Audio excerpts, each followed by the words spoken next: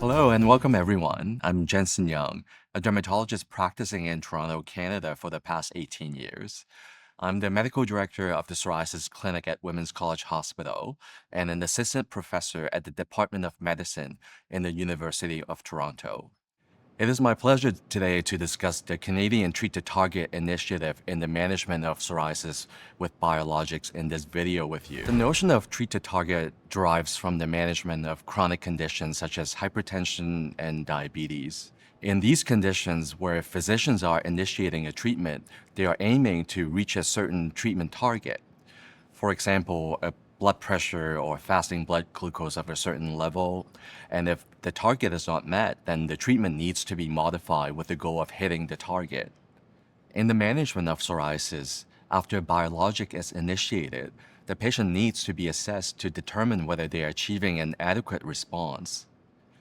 There are instances when the physician and or the patient recognize that the patient is on the right treatment and no change needs to be made. Or if the patient feels very satisfied with the current treatment and feels strongly about continuing with it, then no change is required in this scenario either. However, there are situations where it is unclear whether a change needs to be implemented, and in these cases, treatment guidance could be very helpful. This is when treat to target recommendations might be useful. In 2015, a group of Canadian dermatologists, including myself, recommended PGA of 0 as the treatment target in psoriasis. Subsequent to that, a few countries have come up with their own treat-to-target recommendations.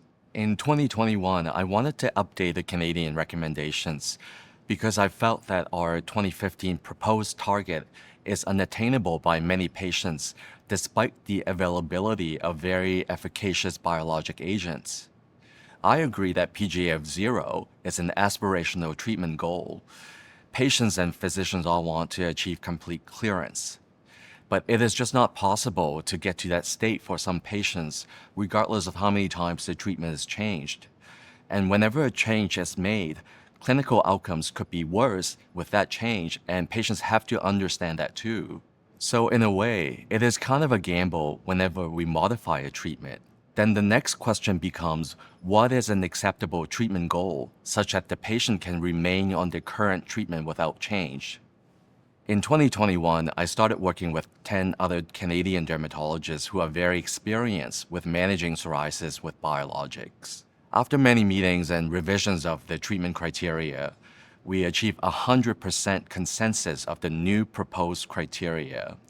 And the whole process took 17 months to finally get the new criteria published.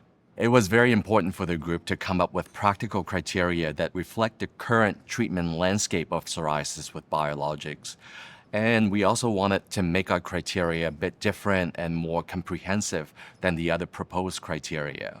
In particular, we unanimously felt that it was crucial to include a patient's perspective and special sites as part of our criteria, which are not present in most other countries' recommendations. I must say that when I started this initiative, I never imagined that the new proposed criteria would involve this level of complexity. So here are the new criteria, and I assure you that there was a lot of discussion and deliberation that went into the creation of these criteria.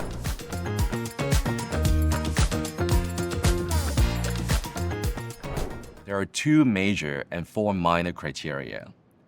The major criteria are absolute PASI of 2 or less and BSA of 2 or less without any special site involvement. Special sites include the face, genitals, palms, and soles. The 4 minor criteria are PGA of 0 or 1 of the special sites, PGA of 0 or 1 overall, DLQI of 5 or less, and PASI 90 improvement.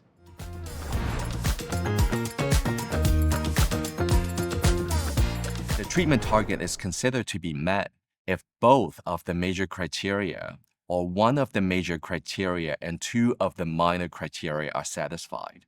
So if the target is met, then treatment change is not recommended other than optimization of topical therapies if necessary when the patient is not 100% clear. In fact, optimizing topical therapies along the whole treatment process is a given. On the other hand, if the target is not met, then a change to the current biologic treatment should be considered. This includes one of the following 4 possible modifications: increasing the dose and/or the frequency of the current biologic, adding an oral agent such as methotrexate or acitretin to the biologic, adding phototherapy to the biologic, or changing the biologic altogether. Our group believed that the appropriate time to assess the patient is 3 to 6 months after a treatment is initiated or modified, or 6 to 12 months during the maintenance phase where the target is met and the treatment is not modified. We just reviewed the highlights of this initiative. Thank you for watching this short video, and I certainly hope that our new proposed treat to target recommendations will be useful to you in assisting your patient management.